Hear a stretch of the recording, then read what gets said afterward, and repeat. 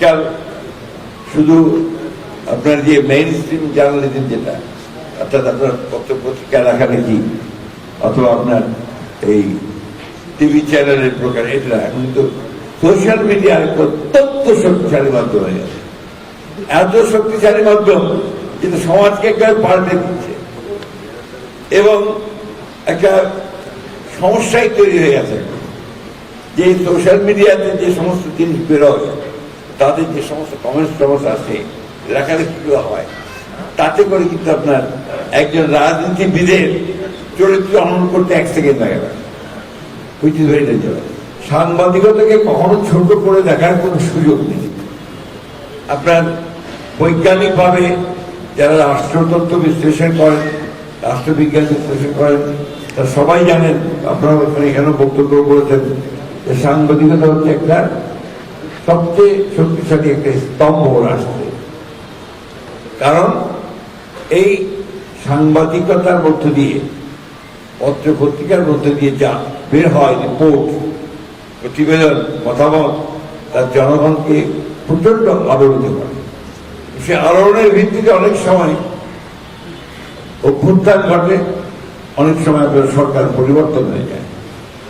সুতরাং আপনারা যারা সাংবাদিকতা করছেন তারা কিন্তু একটা অত্যন্ত শক্তিশালী একটা অংশ, যারা সমাজকে, রাষ্ট্রকে আপনারা বদলে দিতে পারেন।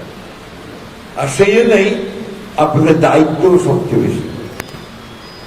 Irresponsible journalism can bring disaster to society. একটা দায়িত্বহীন সাংবাদিকতা কিন্তু সমাজকে ধ্বংস করতে পারে। সেই জন্যই আমি আপনাদেরকে অত্যন্ত আনন্দের সঙ্গে আমি বলতে চাই যে আপনারা বাংলাদেশের ঠাকুরগাঁও সাংবাদিকদের যেতে কাজ করছেন। আজকাল শুধু আপনার যে মেইন স্ট্রিম জার্নালিজম যেটা, অর্থাৎ আপনার পত্র পত্রিকা লেখালেখি অথবা আপনার এই টিভি চ্যানেলের প্রকার, এটা এখন কিন্তু সোশ্যাল মিডিয়ার অত্যন্ত শক্তিশালী মাধ্যম হয়ে গেছে। এত শক্তিশালী মাধ্যম যেটা সমাজকে একবার পাল্টে দিচ্ছে এবং একটা সমস্যাই তৈরি হয়ে গেছে যে সোশ্যাল মিডিয়াতে যে সমস্ত জিনিস বেরোয়, তাদের যে সমস্ত কমেন্টস টমেন্টস আছে, লেখালেখিগুলো হয়, তাতে করে কিন্তু আপনার একজন রাজনীতিবিদের চরিত্র হনন করতে 1 সেকেন্ড লাগে না। Which is very dangerous. এই বিষয়গুলো আপনাদেরকে খুব সাবধানতার সঙ্গে কাজ করতে হবে।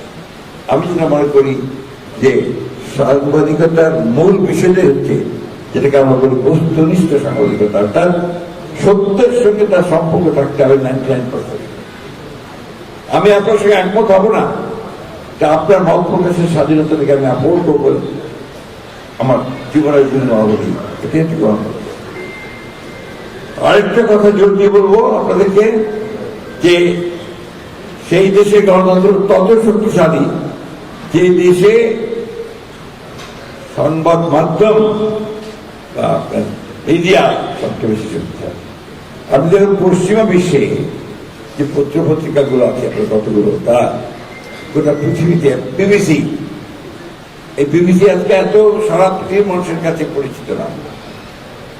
CNN, Fox, guardian, Washington post, আপনার ভারতবর্ষের স্টেটসম্যান, অমৃতবাজার, আনন্দবাজার, ওদিকে আপনার হিন্দুস্তান টাইমস, পাকিস্তানের ডন, এই পত্রিকাগুলো কিন্তু আমরা আন্তর্জাতিকভাবে স্বীকৃত করলাম এবং বস্তুনিষ্ঠ সাংবাদিকতার মধ্যে আছে। আজকে ঠাকুরগাঁয়ে আপনারা এখান থেকে অনেকগুলো কথা আমি সবগুলি শুনেছি, আমি জানি সব, যে আপনাদের কোনো ওয়েট বোর্ডে পড়ে আপনাদের কোনো জায়গা নেই। একটা রাজধান ধরে দেয় যে কাজ করে করানো হয় জায়গা, তাই না? কেন করে যে আসলে আপনাদের কোনো ইউনিটি নাই, আপনাদের ঐক্য নাই, আপনাদের সংবাদ যে প্রতিষ্ঠানগুলো আছে আপনার সাংবাদিকদের অনেকগুলো আছে না, আপনার অনেকগুলো বিভক্ত আছে। একটা আপনার federation of union journalist, DMA, এটা 2 ভাগ, ওই 2 ভাগের মধ্যে আবার 2 ভাগ। এইভাবে তো আপনি কোনো দিন আদায় করতে পারবেন না। আপনার যে ঐক্যবদ্ধ না হন, আপনার আমি শুনেছি ঠাকুরের কাছে নাকি সাংবাদিক 10টা ভাই, কি সত্য কি মিথ্যা নেই, আমার অনুরোধ থাকবে তাহলে কিন্তু আপনার আমি যদি বিভক্ত আছে, ঠিক আছে, আমি একে ব্যবহার করি, ওকে ব্যবহার করি, ওকে ব্যবহার করি, এই করতে আমি ওর কাছে ছেড়ে দেবো, তাই না? তাহলে আপনারা কেন সেটা করছেন? আপনারা একটু ইউনাইটেড হন, আপনারা সবাই ঐক্যবদ্ধ হন, ঐক্যবদ্ধে আপনাদের নিজেদের স্বার্থে আন। আগে তো যে পেশা আপনি নিয়েছেন সেই পেশায় তো আপনাকে বেঁচে থাকতে হবে, নাকি? বেঁচে থাকতে হলে তো বেতনটা সেভাবে পেতে হবে, আর ওই ভোট সেভাবে করতে হবে। তার জন্য দরকার আমাকে চাপ সৃষ্টি করা। আজকে বাংলাদেশে একটা সুযোগ তৈরি হয়েছে এই জুলাইয়ের অভ্যুত্থানের পরে, ছাত্র জনতার অভ্যুত্থানের পরে নতুন সুযোগ এসছে, এবং সেই দেখেন এই সুযোগের মধ্যে দিয়ে ইতিমধ্যে কিন্তু আমরা গণতন্ত্রের পথে হাঁটতে শুরু করেছি। আমাদের একটা নির্বাচন হয়েছে, সেই নির্বাচনে জনগণ পার্টিসিপেট করেছে। তার আগে আপনার একটা রিফর্ম কমিশন হয়েছে, সেই রিফর্ম কমিশনের গণভোট হয়েছে। এগুলো নিয়ে সব কাজ হচ্ছে।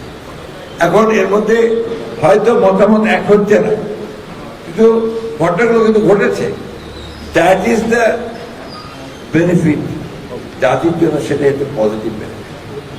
এই কাজগুলো আপনাদেরকে চিন্তা করতে হবে, ভাবতে হবে। আমি আপনাদেরকে এটুকু বলতে পারি যে এই বাংলাদেশের এই অঞ্চলের একদম উত্তরাঞ্চলের সবচেয়ে আপনার নেগলেক্টেড অঞ্চলের একজন মানুষ হিসেবে আমি দীর্ঘকাল ধরে রাজনীতির সঙ্গে জড়িত।